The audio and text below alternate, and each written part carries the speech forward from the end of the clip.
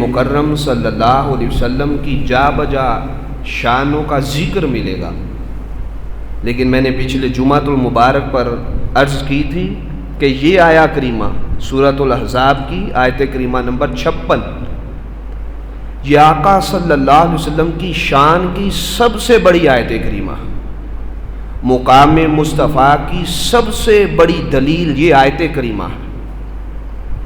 اس پر میں نے اور دلائل بھی عرض کیے تھے ساتھ۔ آج ایک اور دلیل سن لیں کہ یہ کیسے سب سے بڑی آقا صلی اللہ علیہ وسلم کی شان کی آیت کریمہ ہے۔ خالق کائنات نے خود درود پاک پڑھا اپنی شان کے لائق، اور ملائکہ کو بھی شامل کیا اس نیک کام میں، پھر ایمان والوں کو بعد میں حکم جاری فرمایا۔ اب جب ملائکہ کو حکم دیا تو عالم سماوات کے لوگ، عالم اولا کے لوگ، وہ سارے سبع سماوات سے اونچے آسمان پر اوپر جتنا جہاں ہے، اللہ کے عرش بریں تک اور اس کے گردا گرد جتنے ملائکہ رہتے ہیں، یہ عالم سماوات سے بلند تر مقام ہے سارا، وہ سارے عالم کو شامل کیا شان مصطفیٰ کے جلسہ میں، اور مقام مصطفیٰ کے جلسہ میں سب کی شمولیت کر دی، عالم نور کی سارے عالم کی وہاں پہ شمولیت کر دی۔ جب پیچھے رہ گئے عالم پست میں رہنے والے، عالم انس میں اس جہان میں رہنے والے، اللہ پاک نے کہا جب شان مصطفیٰ کی بات ہوگی، عظمت رسالت معاب کی بات ہوگی، اور مقام محمدی صلی اللہ علیہ وسلم کی بات ہوگی، خود پہلے مصطفیٰ کی شان میں خطاب کروں گا، مصطفیٰ کی ثنا کروں گا، مصطفیٰ کے مقام کو بیان کروں گا، عظمت شان رسول صلی اللہ علیہ وسلم کا خود میں خطاب کروں گا، اور ملائکہ سامعین ہوں گے، وہ سنیں گے، سماعت کریں گے، اور میرے محبوب پر درود پاک بھیجیں گے۔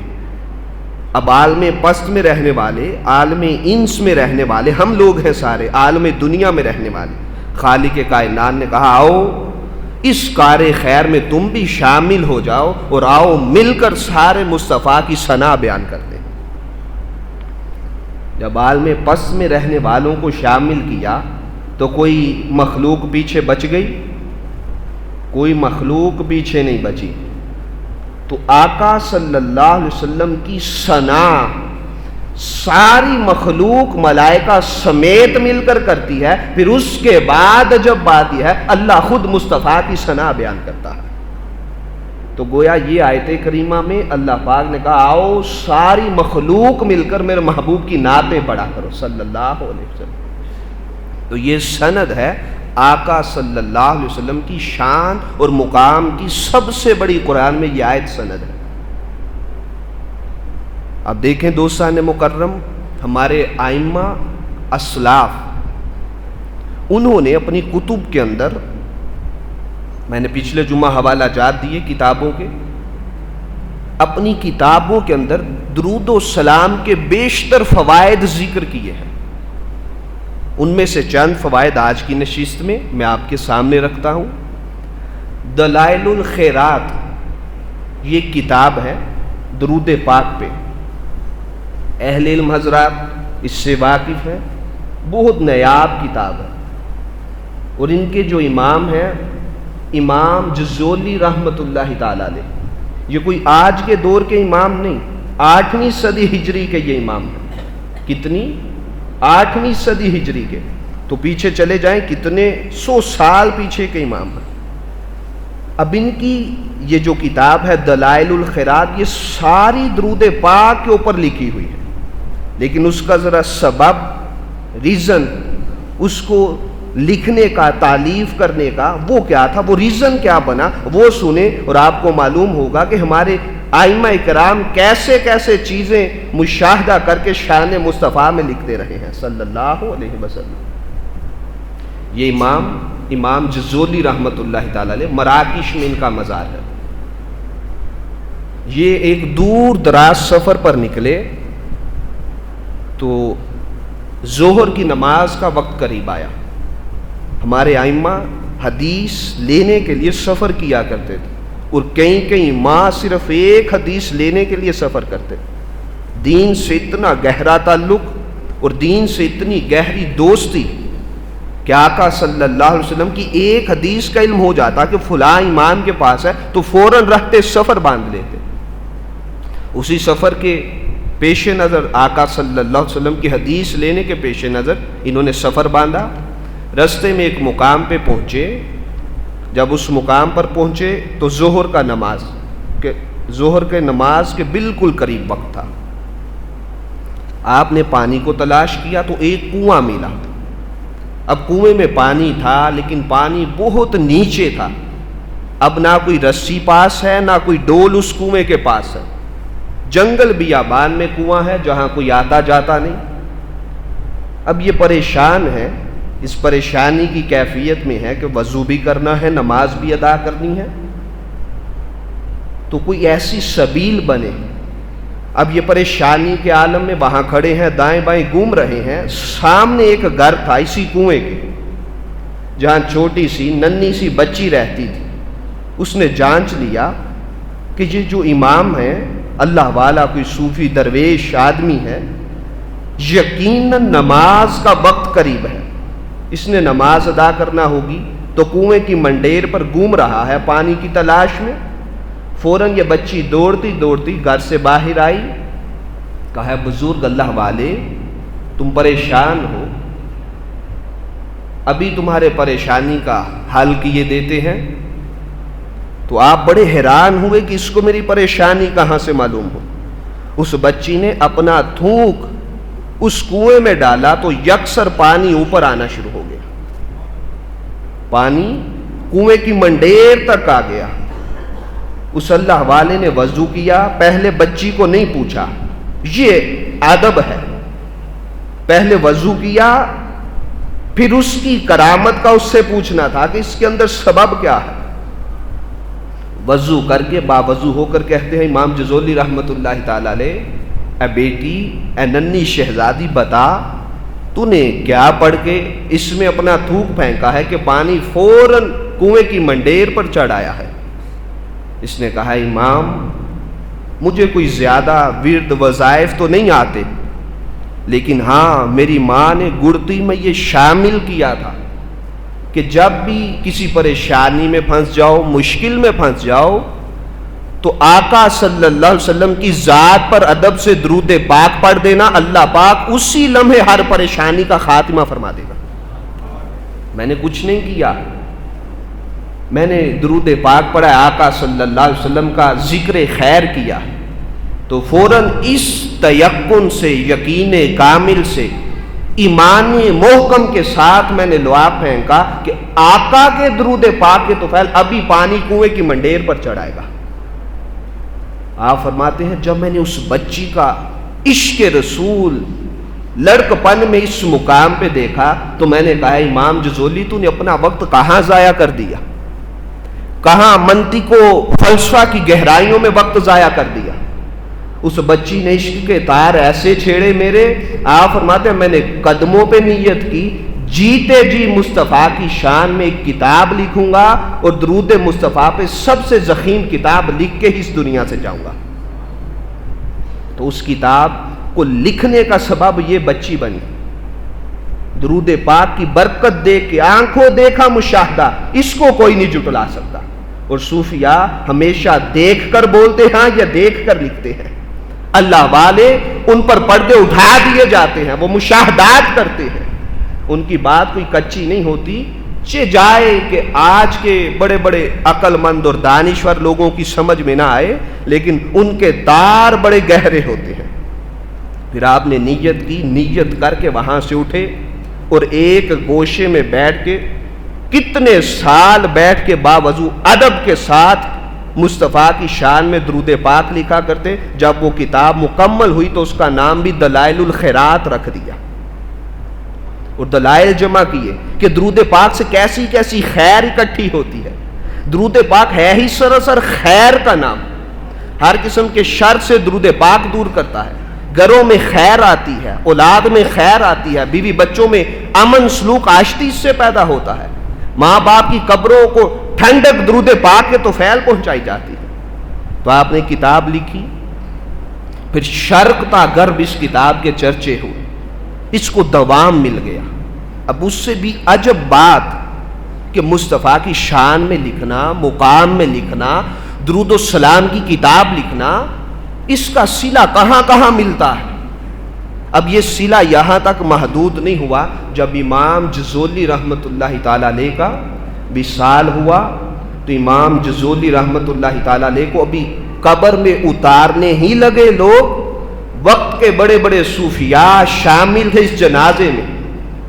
تو اچانک یکاجک ایک ایسی خوشبو آئی جس سے سارا عالم ہی مہک گیا، اور وہ خوشبو ایسی تھی کسی ناک نے اس سے قبل وہ خوشبو سونگھی نہیں تھی. پھر قبر بھی مومن کا احترام کرتی ہے، مصطفیٰ کا ادب کرنے والوں کا قبر بھی ادب کرتی ہے.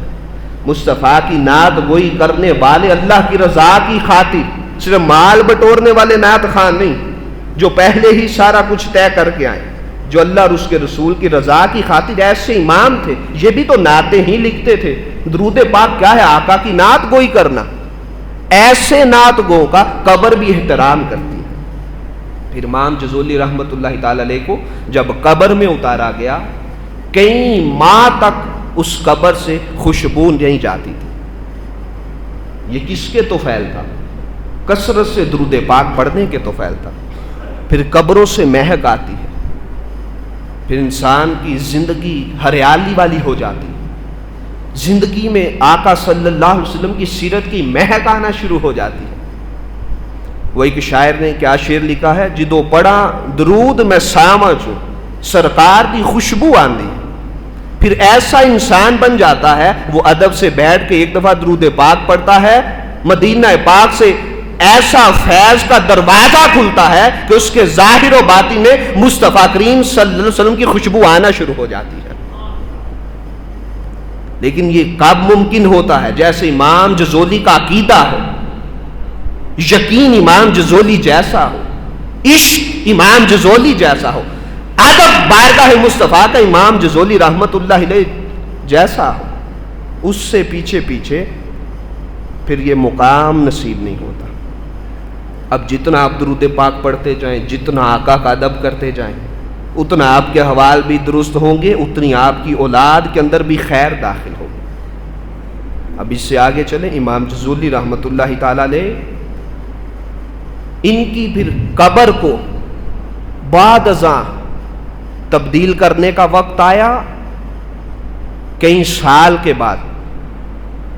تو آپ یقین کریں 70 سال کے بعد، کتنے؟ 70 سال کے بعد بادشاہ وقت نے مراکش کے کہا کہ ان کی قبر تبدیل کر کے کسی اور مقام پہ لے جاتے ہیں، اچھے مقام پہ، کہ ان کی قبر کے پاس آتے حیرت والی خوشبو آتی ہے. یہ آقا کی بارگاہ کا خاص فیض تھا ایسی ہستیوں. تو جب قبر تبدیل کرنے کا وقت آیا تو جتنے اس وقت لوگ موجود تھے وہ فرماتے ہیں ایسے ہی خوشبو آ رہی تھی جیسے آج ہی امام جزولی کو نہلا کے دفنایا گیا ہے. ان کی قبر بھی ہری بری تھی، اور یہاں تک لکھا ہے کہ جیسے ان کا خط تھا وہ ویسے کا ویسے تھا، جیسی داڑھی تھی ویسی کی ویسی تھی. اور ان میں دفنانے والوں میں چند لوگ بس زندہ بچے تھے. انہوں نے آ کر اپنی آنکھوں سے مشاہدہ کیا اور اس مقام پر چلے گئے کہ اللہ والوں کی باتیں ہی عجب ہوتی ہیں اور مصطفیٰ سے تعلق جوڑنے والوں کے مقام ہی الگ ہوا کرتے ہیں. اور آقا کی ذات پر ادب سے درود پاک لکھنے پڑھنے والوں کا مقام وراء الورا ہوتا ہے کہ نہیں؟ مقام وراء الورا یہ ایک امام کا عالم ہے. اس طرح کی ائمہ کی لسٹیں بری پڑی ہیں رحمت اللہ تعالی علیہ، رحمہم اللہ تعالی علیہم اجمعین. تو دوستان مکرم، پھر اسی طرح درود پاک کے بیشتر فوائد میں ائمہ کرام نے اور بھی کتابیں لکھی. یہ درود پاک کا ایک خاص وظیفہ ہے جس کو ہمارے ائمہ نے، اسلاف نے، محدثین نے ترک نہیں کیا. ساری زندگی حدیث لکھی، جب بھی آقا کا نام گرامی آتا تو ساتھ صلی اللہ علیہ وآلہ وسلم لکھتے. تو اس کے طفیل ائمہ کو جنت میں اعزاز و کرام سے نوازا گیا۔ اب اسی طرح ایک امام ہے بڑے معروف مشہور، جن کا آپ اکثر ذکر سنتے رہتے ہیں، امام شرف الدین بصیری رحمۃ اللہ تعالی علیہ۔ یہ ہر انسان کو ان کا نام معلوم ہے اور ان کا مقام بھی معلوم ہے کہ کیسی عظیم ہستی تھی۔ یہ بہت بڑے تاجر تھے اور عربی فاضل بھی تھے، عربی دان تھے، عربی جاننے والے تھے، اور نعتیں لکھتے تھے، شعر و شاعری کرتے تھے۔ تو امام بصیری رحمۃ اللہ تعالی علیہ آپ پر ایک وقت احسان پڑا کہ حالات کے تقاضوں کے تحت بیماری نے آ کر آپ کو پکڑ لیا، تو آپ کے پورے بدن پر فالج ہو گیا، زبان پر بھی فالج ہوا، ایک ہاتھ کام کرتا تھا دایاں، باقی سب کچھ ساتھ چھوڑ گیا۔ تو آپ کو گھر والوں نے پکڑ کے ایک کوٹھری میں بند کر دیا، سائیڈ پہ کر دیا، طبیعت ناساز ہوتی گئی، گھر والوں نے بھی ایک سائیڈ پہ کر دیا، کھانا دے دیتے، بس اس کے بعد ان کے حال احوال معلوم کرتے، سائیڈ پہ چلے جاتے۔ تو آپ کے من میں خواہش بیدار ہوئی، آپ نے کہا کیوں نہ جاتے جاتے دنیا سے کوئی ایسا کارنامہ کر جائیں کہ میری نسلوں کے لیے بھی فخر کا باعث بن جائے اور خود میری نجات کا، بخشش کا باعث بن جائے۔ آپ نے لیٹے لیٹے ایک خیال آیا ذہن میں، اس کو پایا تکمیل تک پہنچانے کا عزم کر لیا۔ امام بصیری فرماتے ہیں میں نے کہا کہ تیری عربی کا، شعر و شاعری کا کیا فائدہ، اس فن پر اتنا کامل عبور ہے، کیا فائدہ، یہ سب تو دنیا میں رہ جانا ہے، کیوں نہ مصطفیٰ کی شان میں نعت ہی لکھ دی جائے صلی اللہ علیہ وسلم۔ آپ فرماتے ہیں میں نے 166 اشعار مصطفیٰ کی شان میں لکھنے شروع کیے، ایک ایک کر کے مصطفیٰ کی شان میں لکھتا جاتا، اور ایک سے ایک بڑھ کے امام بصیری نے شان مصطفیٰ میں شعر لکھا ہے رحمت اللہ تعالی۔ جب 166 اشعار مکمل ہوئے، دیوان امام بصیری مکمل ہوا رحمت اللہ تعالی علیہ، تو آپ نے کتاب کو یوں سرہانے لگا لیا۔ فالج کے عالم میں ادب یہ ہے بارگاہ مصطفیٰ کا کہ بیماری کے عالم میں بھی باوضو ہو کر مصطفیٰ کی نعت لکھا کرتے تھے۔ جب نعت مکمل ہوئی، امام بصیری کے مقدر جاگے، رات سوئے، آنکھ لگی، خواب میں مصطفیٰ تشریف لے آئے صلی اللہ علیہ وسلم۔ آقا صلی اللہ علیہ وسلم نے کہا اے بصیری، میری شان میں جو نعتیں لکھی ہیں، 166 اشعار جو لکھے ہیں، ذرا ایک ایک پڑھتا جا اور مجھے سناتا تو جا۔ کہا آقا میں تو فالج زدہ ہوں، میری زبان بول نہیں سکتی، میں کیسے اشعار سناؤں؟ آقا صلی اللہ علیہ وسلم مسکرائے، آگے بڑھ کے بصیری کے سارے جسم پہ اپنا دست شفقت پھیرا، کہا بصیری پڑھ، اقرا، اب پڑھ۔ امام بصیری کہتے ہیں میں نے پہلے شعر سے لے کے آخری شعر تک 166 اشعار مصطفیٰ کی بارگاہ میں سارے سنا دیے۔ اب دیکھیں درود پاک کی برکت کتنی ہے، آقا خود تشریف لے آتے ہیں، بیماریوں کا خاتمہ فرما دیتے ہیں، ہر مرض کا خاتمہ مصطفیٰ فرماتے ہیں۔ یہ کس سے نصیب ہوتا ہے؟ یہ بات ہے نسبت کی، ادب رسول کی، عشق رسول کی، جس میں جتنا عشق مصطفیٰ گہرا ہوتا ہے، اس کے بارگاہ مصطفیٰ سے براہ راست تعلق جڑ جاتے ہیں، اور جب براہ راست تعلق جڑتا ہے اسی لمحے آمینہ کے لال خان میں تشریف لے آتے ہیں۔ کہا بصیری پریشان نہ ہو، گھبرا نہیں۔ اب آقا نے جب 166 اشعار سنے، یہ جس کو آپ قصیدہ بردہ شریف بولتے ہیں، یہ اس کی بات بتا رہا ہوں، کیسے مقبولیت ملی۔ آج پورے عالم میں سب سے زیادہ قصیدہ بردہ شریف پڑھا جاتا ہے۔ یہ راز نرانے ہیں، یہ جو بانپ گئے، سمجھ گئے، وہ شرف الدین بصیری رحمت اللہ تعالی علیہ جیسی ہستیاں بن گئے۔ آقا صلی اللہ علیہ وسلم جس طرح اپنی ظاہری حیات میں حضرت حسان بن ثابت سے نعتیں سنتے، دعائیں دیتے، آقا صلی اللہ علیہ وسلم ان کو اپنے جبے دیتے، اپنی چادریں دیتے، مزمل شریف کی کملی عنایت فرماتے تھے.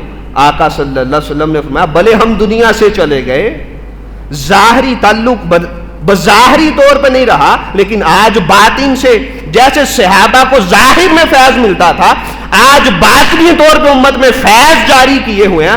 آقا صلی اللہ علیہ وسلم نے اسی لمحے ایسے ایک چادر نکالی. آقا نے فرمایا یہ بصیری تیرا انعام رہا بارگاہ مصطفیٰ سے صلی اللہ علیہ وسلم. انعام سے محروم نہیں کیا. اور عربی کے اندر چادر کو کہتے ہیں بردہ. بولیے کیا؟ بردہ. چادر کو وہ موٹی چادر دی. امام بصیری کہتے ہیں یکسر میری آنکھ کھلی تو میں نے دیکھا کہ وہ چادر تو میرے پاس ہی نہیں. پھر اسی اسنا میں روتے روتے میری آنکھ لگ گئی. تو آقا صلی اللہ علیہ وسلم دوبارہ خواہ میں کہا بصیری روتا کیوں ہے؟ ابھی سرہانے کے نیچے ہاتھ ڈال، سرہانہ پیچھے کر، جو انعام دے کر گئے ہیں وہ سرہانے کے نیچے موجود ہے. امام بصیری رحمت اللہ تعالی علیہ فرماتے ہیں پھر میں اٹھا، سرہانہ ہٹایا تو دیکھا نیچے وہ بردہ، وہ چادر جو خاص آقا صلی اللہ علیہ وسلم نے عنایت فرمائی تھی وہ میرے پاس ہی پڑی ہوئی تھی. آپ کہتے ہیں میں نے دیکھا محشاش بشاش، میرا فالج بھی درست، میرے تمام امراض درست، زبان میں جو لکنت تھی وہ بھی درست، محشاش بشاش، مجھے یقین بھی نہ آئی کہ میں یکسر خوش ہو گیا. امام بصیری فرماتے ہیں میں نے چاہا کہ اب کوئی شرینی لا کر، مٹھاس لا کر، کوئی میٹھی سویٹ ڈش لا کر بانٹوں. مصطفیٰ کی آمد ہوئی، آقا کا کرم ہوا. یہ عاشقوں کے طریقے ہیں صلی اللہ علیہ وسلم، مصطفیٰ سے محبت کرنے والوں کے طریقے ہیں. آپ فرماتے ہیں میں رستے میں نکلا تو سامنے گلی کے کارنر پر، کونے پر ایک مجذوب اللہ والا درویش انسان کھڑا تھا جس کا نام ابو الرجا تھا. اس نے کہا بصیری کہاں خوشی کے مارے دوڑتا دوڑتا جا رہا ہے؟ جو قصیدہ رات مصطفیٰ کو سنایا ہے وہ قصیدہ ہمیں بھی سنا. امام بصیری کہتے ہیں وہ رات کا جو ماجرا کرم تھا وہ تھا ہی. میں حیران ہوا کہ اس درویش مرد کلندر کو یہ راز کیسے معلوم ہوا. وہ راز مجھ اور مصطفیٰ کے درمیان تھا. اس نے کہا بصیری پریشان نہ ہو، اللہ والوں کے راز نوکے ہوتے ہیں. جب تم مصطفیٰ کو قصیدہ بردہ سنا رہا تھا، آقا جھوم جھوم جا رہے تھے، اسی جگہ ایک کونے میں مصطفیٰ کے پیچھے ادب سے ہاتھ باندھ کے تیرا قصیدہ سماعت کر رہا تھا. بصیری پریشان نہ ہو، ہم بھی مصطفیٰ سے عشق کرنے والوں میں ہیں.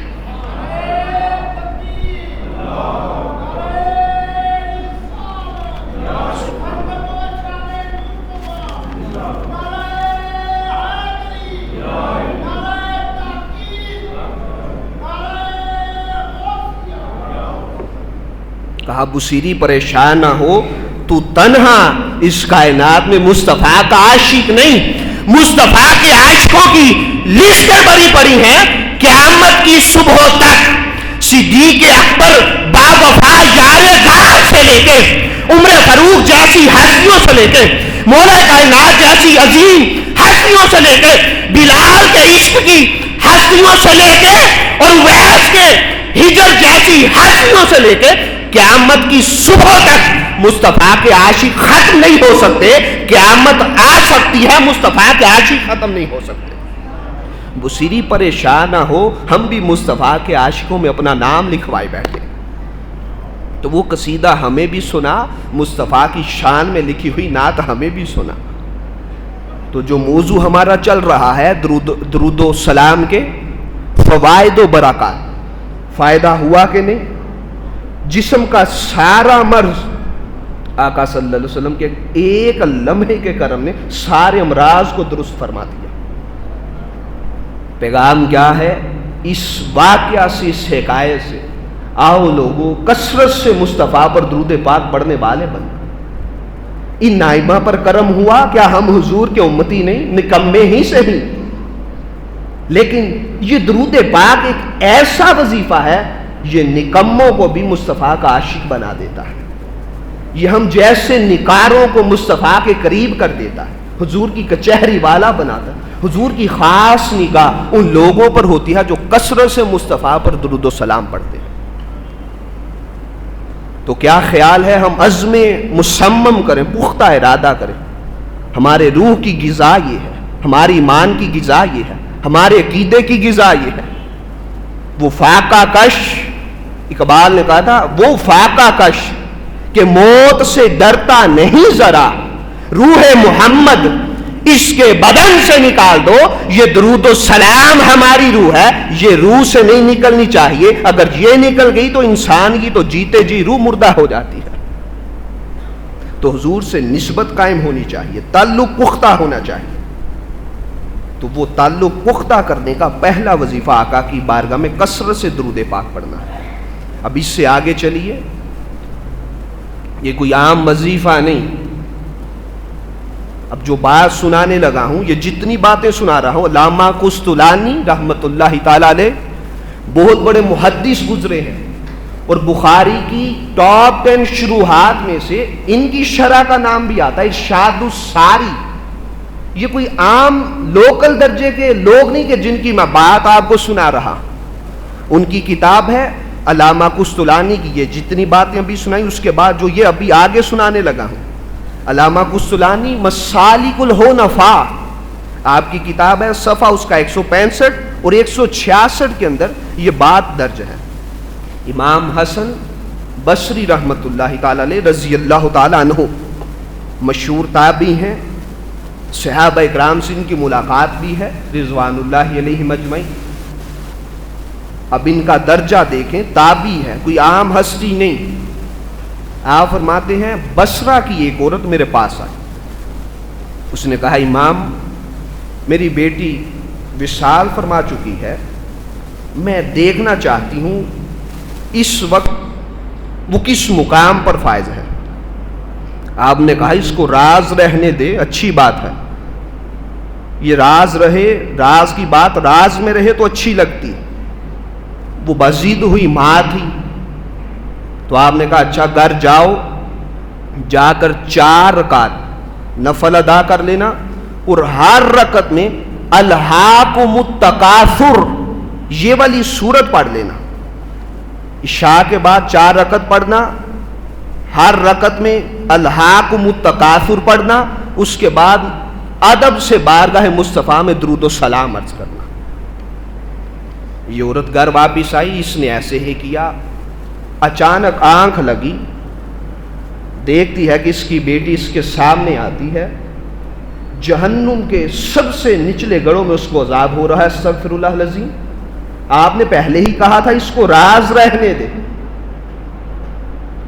اس کو کڑیاں لگی ہوئی ہیں، جہنم کے دروگے اس کو کھینچ رہے ہیں۔ ماں تھی، اس سے نہ رہا گیا، اچانک اٹھی، رونا شروع کر دیا۔ صبح امام حسن بصری رضی اللہ تعالیٰ عنہ کی بارگاہ میں تشریف لے آئے، کہا امام آپ نے بجا فرمایا تھا کہ راز کو راز رہنے دے، ماں سے تو نہیں دیکھا جاتا، اس کائنات میں ہلکی سی ٹھوکر آ جائے بچوں کو، ماں سے تو وہ برداشت نہیں ہوتی۔ کہا امام اب مجھے حل چاہیے اس کا۔ تو امام حسن بصری رضی اللہ تعالیٰ عنہ نے کہا بیٹی گھر واپس لوٹ جا، جا صدقہ کر، ہو سکتا ہے اللہ پاک اس پہ کرم فرمائے اور اس کو معاف فرما دے، اس کے نام کا صدقہ کر۔ وہ عورت واپس آئی، صدقہ و خیرات کیا۔ اب اس رات امام حسن بصری رضی اللہ تعالیٰ عنہ کی خواب میں وہ بچی آئی، تو امام حسن بصری اس کو جانتے تو نہیں تھے، دیکھا ایک حسین و جمیل لڑکی ہے، خوبصورت ہے، اور جنت کے باغوں میں سیر کر رہی ہے، ٹہل رہی ہے، اور خوبصورت تکیے بچھا کر اس کو بٹھایا جاتا ہے، جو تمنا کرتی ہے اس کو مل جاتا ہے۔ یہ سارا ماجرا دے کر، اس کا مقام منصب دے کر، وہ بچی مسکرا کے کہتی ہے امام کیا آپ نے مجھے پہچانا؟ آپ نے کہا نہیں بیٹی میں تجھے نہیں جانتا۔ کہا میں اسی عورت کی بیٹی ہوں جو آج آپ کے پاس آئی تھی، اور آپ نے کہا تھا جا مصطفیٰ پر درود پاک پڑھ، صدقہ و خیرات کر، اللہ ہو سکتا ہے تیری بیٹی کی کامل مغفرت و بخشش فرمائے۔ تو مجھے آج اس مقام پہ دیکھ کے آپ حیرت زدہ ہوئے. کہا ہاں تیری ماں نے تو تیرے احوال کچھ اور بیان کیے تھے، ایک رات میں تیرے سارے احوال ہی یکسر بدل گئے، تو بتا تو اس مقام پر کیسے پہنچی ہے؟ اس نے کہا امام حسن بصری میری بات دھیان سے سنے، غور سے سنے. میں اس مقام پہ ایسے ہی نہیں پہنچ گئی. جب آپ نے میری ماں کو کہا تھا کہ کثرت سے درود پاک پڑھنا اور صدقہ و خیرات کرنا، میری ماں وہاں سے نیت کر کے چلی تھی. پھر اللہ کا کرم ایسا ہوا، میں اور میرے ساتھ ہمارے قبرستان میں جہاں وہ دفن ہوئی تھی 70,000 لوگوں کو یہ عذاب ہو رہا تھا، اسی طرح کا جو میری ماں نے دیکھا تھا. ہمیں جہنم کی بیڑیاں پہنا کر رکھا گیا تھا. تو ایک اللہ والا صالح مرد کامل بزرگ میری ماں کی نیت کے طفیل اس قبرستان کے باہر سے گزرا. اس کے ہاتھ میں تسبیح تھی، وہ صلی اللہ علیہ کا محمد کے نعرے لگاتے ہوئے قبرستان کے باہر سے گزر رہا تھا. وہ اللہ والا وہ درود پاک ادب سے پڑھ رہا تھا. جب اس نے اپنی تسبیحات مکمل کی ہمارے قبرستان کے دائیں بائیں چکر لگا کر، تو اس نے وہ سارے درود پاک کا ثواب ہم سب قبرستان والوں کو دیا. اللہ پاک نے اس کا ثواب ہمارے حق میں قبول فرمایا. جب قبول فرما لیا، اللہ پاک نے فرشتوں کو بھیج کر کہا ان کے جہنم کے ٹھکانے کو مصطفیٰ کے درود و سلام کے طفیل بدل دیا جائے. ایک اللہ والا مست حال ہمارے محبوب کے عشق میں ڈوبا ہوا ادب سے الصلاۃ والسلام علیکہ یا رسول اللہ کے ترانے گونج رہا ہے، اور اس نے بھی ہمارے محبوب کی امت کو بخشنے کا حق ادا کر دیا ہے. میں مصطفیٰ کے درود و سلام کے طفیل ان سب کی کامل مغفرت و بخشش فرماتا ہوں.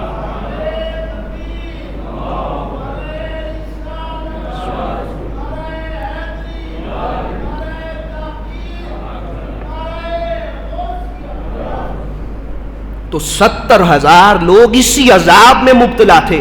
امام حسن بصری کہتے ہیں اس رات مجھے ادراک ہوا اے حسن بصری کبھی مصطفیٰ پر درود و سلام ترک نہیں کرنا، اور مصطفیٰ کی آل پر درود و سلام ترک نہیں کرنا.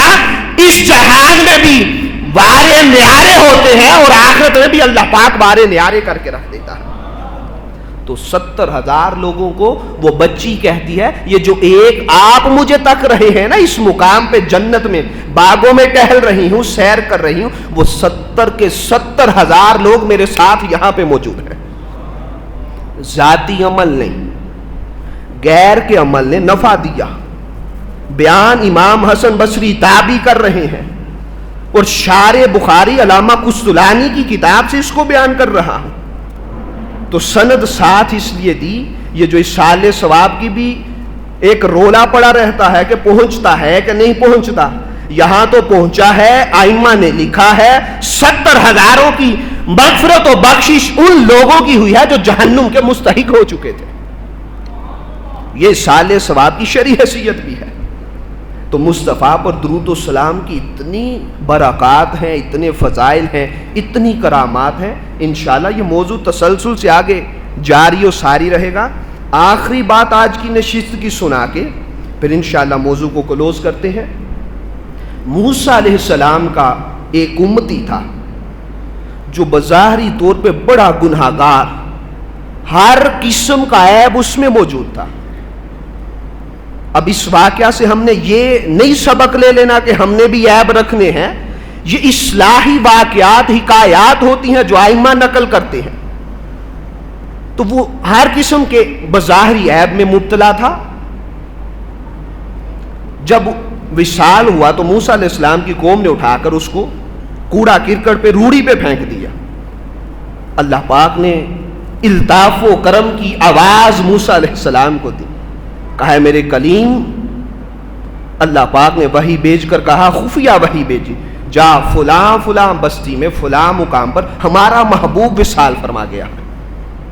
اس کو جا کے خود کفن بھی دے، اس پر نماز جنازہ بھی پڑھ اور دفنا کر واپس آ. موسیٰ علیہ السلام بستی کی طرف چلے. اب اللہ کا آرڈر تھا، حکم تھا، وہ ذہن میں تھا.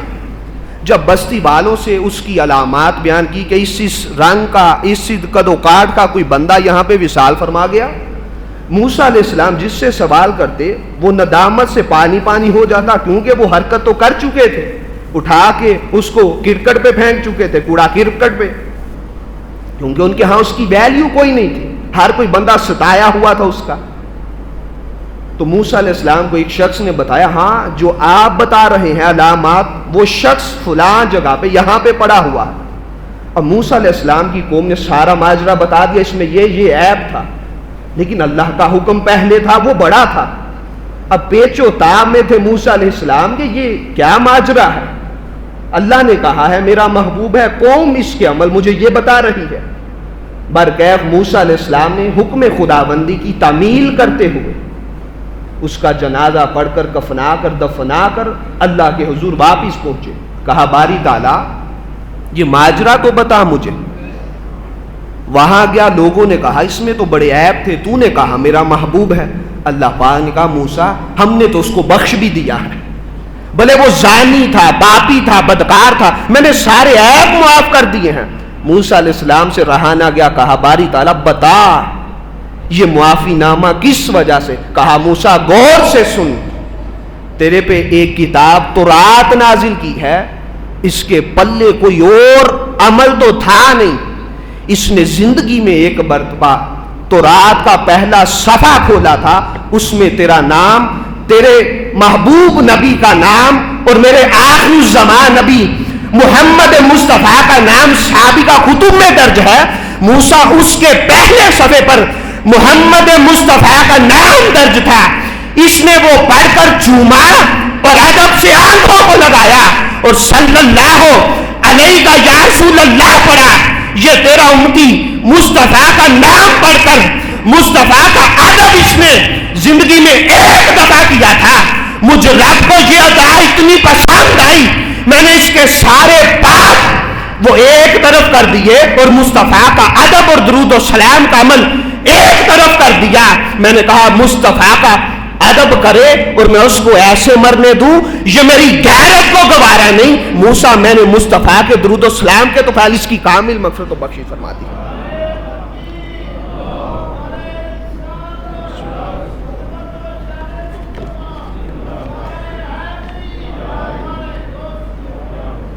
کہا موسیٰ میں نے ایک دفعہ مصطفیٰ کا نام چومنے کی وجہ سے، ادب سے درود و سلام پڑھنے کی وجہ سے اس کو معاف بھی فرما دیا ہے، اس کی کامل مغفرت و بخشش بھی فرما دی ہے۔ دوستان مکرم کیسی کیسی کرامات ہیں درود پاک کی۔ درود و سلام پڑھنا یہ اہل السنہ والجماعت کا وتیرہ ہے۔ امام محمد الباقر علیہ السلام سے پوچھا تھا کہ سنیت کی پہچان، سنیت کا حمید کیا ہے؟ آپ نے فرمایا تھا میرے نانا پر کثرت سے درود پاک پڑھنا یہ سنیت کی سب سے بڑی علامت ہے۔ اقبال نے بھی اس کی عکاسی کرتے ہوئے کہا تھا قوت عشق سے ہر پست کو بالا کر دے، دہر میں اس میں محمد سے اجالا کر دے۔ یہ مصطفیٰ پر درود و سلام پڑھنے سے یہ سماج بھی زندہ ہوگا، انسان کی مردہ روح بھی زندہ ہوگی، یہ قوم پستی سے پھر عروج کی طرف جائے گی۔ دوستان مکرم اسی کی عکاسی کرتے ہوئے درود و سلام کے فضائل و برکات پر حضور شیخ الاسلام پروفیسر ڈاکٹر محمد طاہر القادری مد اللہ ظلہ العالی نے لاہور میں گوشہ درود کا 2005 میں باقاعدہ منظم قیام کیا تھا، اس کا آغاز کیا تھا۔ اب دیکھیں ادھر سے آج تک پوری دنیا میں ہم یہاں بھی بیٹھ کے جو درود پاک جمعہ کے بعد پڑھتے ہیں اس کو گوشہ درود میں پیش کرتے ہیں، اس کی اجتماعی تعداد سماعت فرمائیں وہ کیا ہے؟ ابھی تک جو درود پاک وہاں سے پڑھا جا چکا ہے 5 خرب 68 ارب 22 کروڑ 11,725 مرتبہ آقا انعامدار کی بارگاہ میں وہاں عاشق صبح و شام بیٹھ کے 24 گھنٹے وہ وضو بھی رکھتے ہیں، وہ نمازیں صلاۃ الاوابین وہ سارے نوافل پڑھ کے نفل پڑھ کے مصطفیٰ کی ذات پر درود و سلام کے نذرانے پیش کرتے ہیں۔